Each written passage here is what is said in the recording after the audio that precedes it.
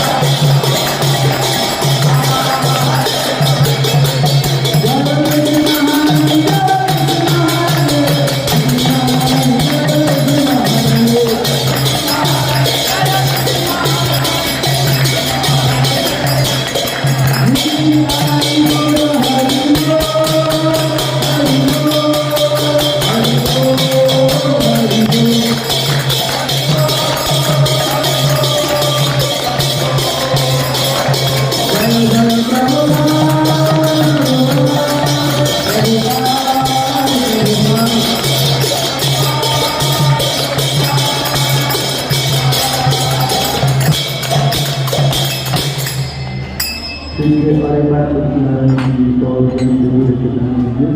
वृंदाए तुलसी देव प्रियाय हरिवक्षक कृष्ण भक्ति प्रवृत्ति सत्य नमः।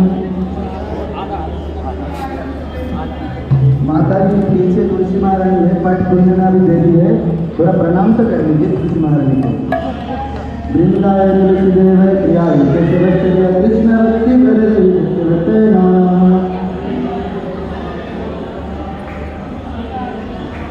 वृंदाए